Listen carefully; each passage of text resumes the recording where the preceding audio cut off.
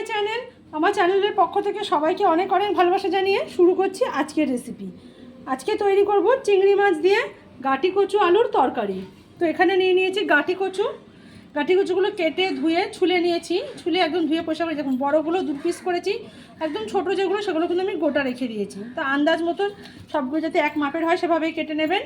আর এখানে ডুমো ডুমো করে আলু কেটে নিয়েছি। এখানে চিংড়ি মাছ ধুয়ে বেছে পরিষ্কার করে নেওয়া আছে, পেঁয়াজ কুচি, রসুন আর দুটো শুকনো লঙ্কা আর 3টে কাঁচা লঙ্কা আছে, টমেটো কুচি আছে।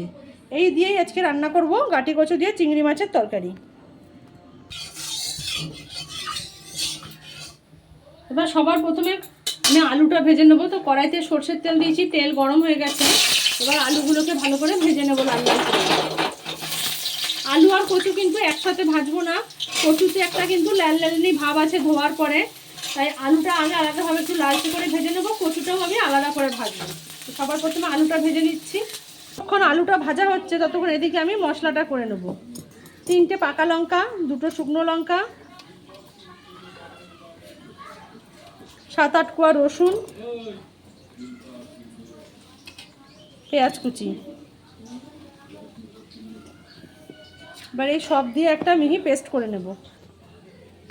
পেঁয়াজটা বাটা হয়ে গেছে, এবার এর মধ্যে টমেটোটাও দিয়েও আরও একবার আমি মিক্সিটা ঘুরিয়ে নেব।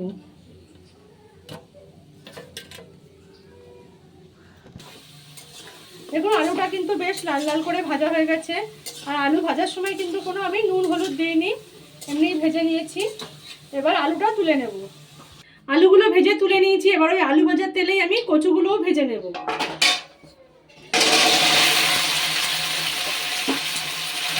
কচুটাও কিন্তু আমি লবণ হলুদ ব্যবহার করবো না এক্ষুনি, আগে একটু ভেজে নেব। কষানোর সময় কিন্তু নুন হলুদ দিয়ে কষাবো।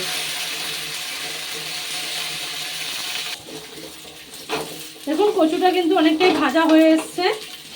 এবার দেখুন কিন্তু কচুতে কিন্তু আর সেই ল্যালানি ভাবটা নেই। কচুটা জলে ধোয়ার পরে যে ল্যালানি ভাবটা থাকে সেটা কিন্তু নেই। এটা যদি আপনি নুন দিয়ে ভাজেন তাহলে কিন্তু সেই ল্যালানি ভাবটা যাবে না, তাই নুন ছাড়াই এটাকে এভাবে ভেজে নিতে হবে। আরও একটু সময় ভেজে নেব, ঠিক আছে? দেখুন কচুগুলো এবারে ভাজা হয়ে এসছে। এবার এটাকে আমি তুলে নিচ্ছি। ওই কচু ভাজার তেলের মধ্যে দিয়ে দিচ্ছি আরও একটু সর্ষের তেল।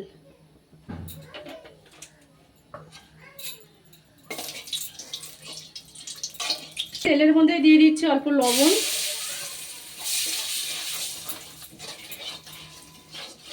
যেহেতু কচুটা ভেজে তুলে নিলাম তাই তেলের মধ্যে নুনটা দিলাম যাতে চিংড়ি মাছটা আটকে না যায় কড়ার সাথে।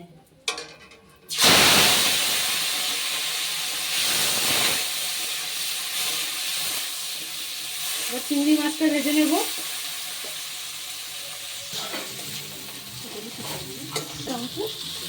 দেখুন চিংড়ি মাছটা কিন্তু আমার ভাজা হয়ে গেছে। এবার চিংড়ি মাছটাকেও নামিয়ে নেব। চিংড়ি মাছ কিন্তু খুব বেশি ভাজা হলে রাবারের মতো শক্ত হয়ে যাবে, খেতে ভালো লাগবে না। তো এই পর্যায়ে চিংড়ি মাছটাকে আমি কড়া থেকে তুলে নিচ্ছি। চিংড়ি মাছ ভেজে তুলে নিয়েছি। এবার কড়াইতে দিয়ে দিচ্ছি আমি আরও একটু সর্ষের তেল। আপনাদের পছন্দের মতো কম বেশি করে নেবেন, যে পরিমাণ তেল খেতে পছন্দ করেন সেই পরিমাণ অনুযায়ী তেল দেবেন। এবার এর মধ্যে দিয়ে দিচ্ছি তেজপাতা,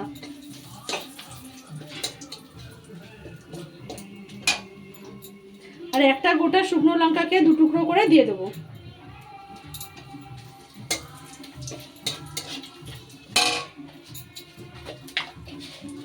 অল্প একটু সাদা জিরে,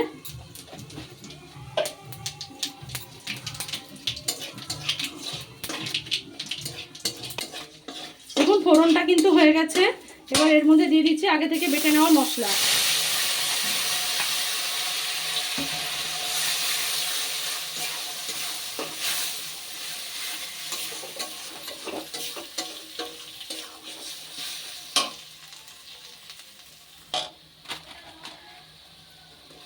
এবার এর মধ্যে দিয়ে দেবো কিছু গুঁড়ো মশলা। সবার প্রথমে দিয়ে দিচ্ছি আমি লবণ, কিন্তু আলু আর কচু ভাজার সময় কিন্তু আমি নুন দিইনি, তাই সেই আন্দাজটা অনুযায়ী এখানে আমি লবণটা দিয়ে দিলাম। হলুদ,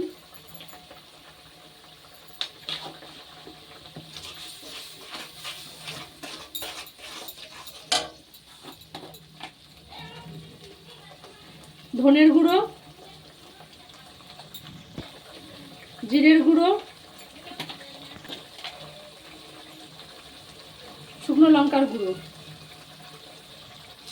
এবার এই সব গুঁড়ো মশলা আর বাটা মশলা একসাথে একটু ভালোভাবে কষিয়ে নেব।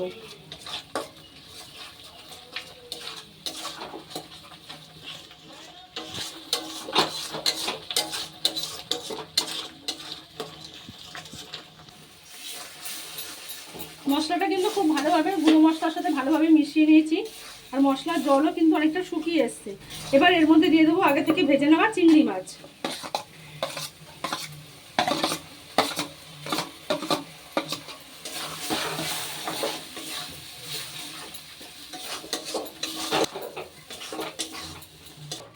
এবার চিংড়ি মাছ দিয়েও কিন্তু খুব ভালোভাবে মশলার সাথে একটু কষিয়ে নিয়েছি অল্প সময়। এবার এর মধ্যে দিয়ে দেবো আলু আর ভেজে রাখা কচু।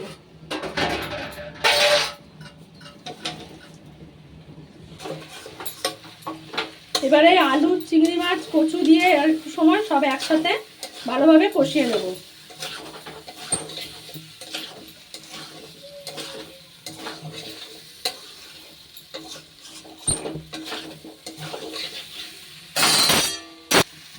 আলু, কচু মশলা দিয়ে কিন্তু কষানোর সময় এর মধ্যে আমি দিয়ে দেবো সামান্য একটু চিনি, একদমই সামান্য এইটুকু।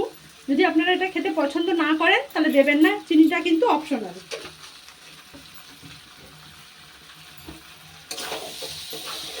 দেখুন মশলায় কিন্তু আর জল নেই, এটা কষাটা প্রায় হয়ে এসছে। আর একটু সময় কষিয়ে নেব, এটা একদম খুব ভালোভাবে কষাটা হয়ে যায়।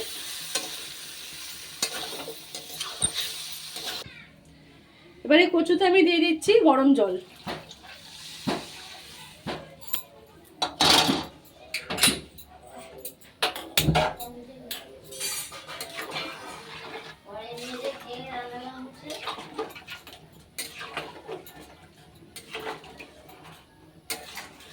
এখানে জলটা কিন্তু আপনারা আপনাদের আন্দাজ অনুযায়ী দেবেন, আলু কচু কতটা সেদ্ধ হয়েছে বা কতটা ঝোল রাখবেন তরকারিতে, সেই পরিমাপ অনুযায়ী জলটা দেবেন। দেখুন তরকারিটা কিন্তু ফুটে গেছে সুন্দরভাবে, আর তরকারি থেকে কিন্তু রং ছাড়তে শুরু করেছে। এই দেখুন তরকারি থেকে কিন্তু তেলও ছেড়ে দিয়েছে। তো তরকারিটা হয়ে গেছে, এবার আমি নামিয়ে নেব। আপনাদের দেখিয়ে দিচ্ছি আলু কচু কত সুন্দর সেদ্ধ হয়ে গেছে। এই যে দেখুন আলু সেদ্ধ হয়ে গেছে, একটা কচুও দেখিয়ে দিচ্ছি, এ দেখেন কচুও গলে গেছে।